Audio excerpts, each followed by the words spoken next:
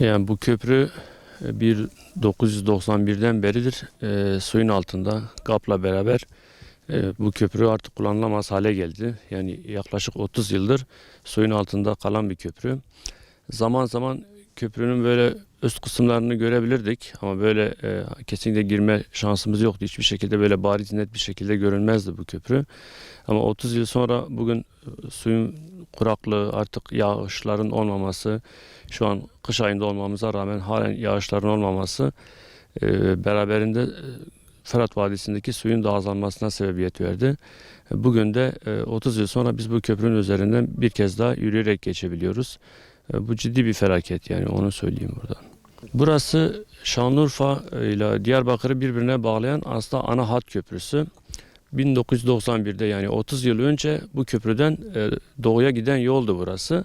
Tabii 30 yıldır kullanılan bir yol değil. Suyun altında kalan, Fırat Barajı'nın altında kalan bir köprü.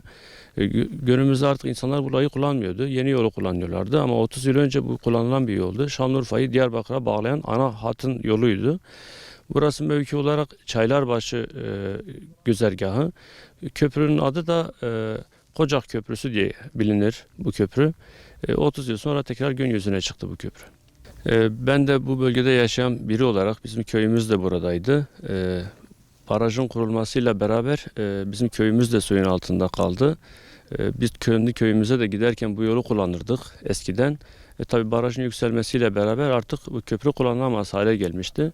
Şimdi yine yakın köylerimiz, tabii bizim köyümüz halen suyun altında ama yakın köylülerimiz yine bu yolu kullanmaya başladılar tekrar. 30 yıl aradan sonra bu yolu kullanmaya başladılar.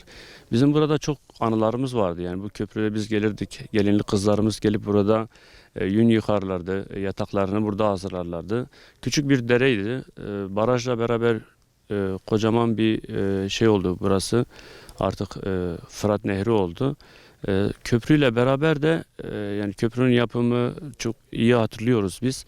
Artık burası kullanılamaz bir hale gelmişti. 30 yıl sonra tekrar aynı yolu kullanıyoruz. Aslında bizler için iyi gibi görünse de çok kötü bir tablo. Biz bunun olmasını istemiyoruz, yani yağışları bekliyoruz bir an önce.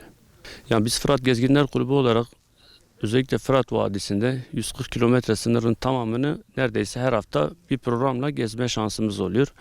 Gördüğümüz şu, belki şurada da görebilirsiniz. Yani öyle bir şey ki şu an suyun yüksekliği yaklaşık 20 metre inmiş. Bu aslında büyük bir felaket. Bu balıkların yaşam alanını da kısıtlıyor. Bu neyden kaynaklanıyor? Bunu yani bizim insanımız suyu tasarruflu kullanmıyor. Özellikle hani tüketim olarak kullandığımız sudan bahsetmiyorum. Tarımsal olarak kullanılan suyun çok ciddi bir zararı var. Yani Fırat Barajı'nın gelmesiyle beraber bölgede herkes artık profesyonel manada sulu tarıma geçti. Sulu tarıma geçmemiz güzel ama bunu iyi örneklerle yapmamız lazım. İşte en güzel yolu nedir? Damlama yoluyla yapmamız lazım. Artık profesyonel tarıma geçmemiz lazım. Ama bizim yaptığımız ne? Biz tarlaya suyu gönderiyoruz. Sonrasında da diyoruz ki oradan verelim suyu, ne kadar fazla gittiyse. Bu da yanlış bir kullanım. Bu hem topraklarımıza zarar veriyor hem de işte böyle bu felaketlere de sebebiyet veriyor. Yani şu an bu suyun seviyesinin bu kadar azalması kabul edilebilir bir durum değil. Yani daha bilinçli tarıma geçmemiz gerekiyor. Yani ben köprüden geçtiğim için hakikaten biraz mutluyum, heyecanlıyım. Biraz nasıl diyeyim, yani bir buruk bir şey var. Hem sevinç var hem de bir üzüntü var aslında.